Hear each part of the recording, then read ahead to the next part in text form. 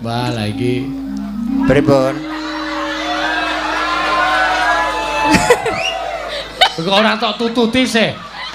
Ora tok tututi. Anggonku arep tak tinggal nulungi iki nggonku ya klebon. Iya. Ora apa, Mas. Iki tantangan bagi. Sih, kuwi ditututi Alisara kecekel lho. Hah? Ditututi Alisara kecekel mau nganti bingung lho. Cepet ele ngono kuwi. Ndek berkeliaran iki aku udah dikudu ngene-ngene. Ben mati sisan. Tok ngene wae mati kok. Digapake sih.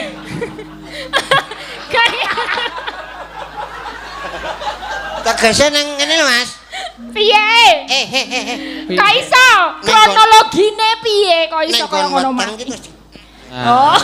Nang weteng kok nang endi kok? Wong laron ki tujuane dhewe-dhewe kok. Lho kok iso tekan weteng tujuane nek ndi laron? Lho, mau dari atas, Mas. Heeh. Dari atas turun ke bawah, Mas. Heeh. Ngliwati kalen. Kalene gede, ana kalen po piye? Kok kalen kok apa kuwi? Ana kalene po piye ne? Kaya mabur nang jaba, wong kuwi nang jero ding ya. Dadi, lah masuk menurun ngono lah.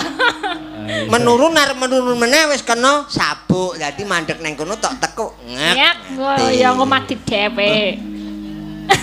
Ora sapa apa? Isih risi apa kok? Isih durung mati-mati ya piye ya? Ya tak tableke apa piye? Ardi. Ya iki tetulung ning rapik ya iki. Irekane tetulung ning ora becik to, Mas? Ora becik no kaya. Lah mulane tak singkiri Mas sing boyo ngono. Nggon ngendi mrambate? Engko ya. Cok ning kene akeh wong. Oh, kuwi, piye? Malu. Kok padha aku? Boleh. Padha aku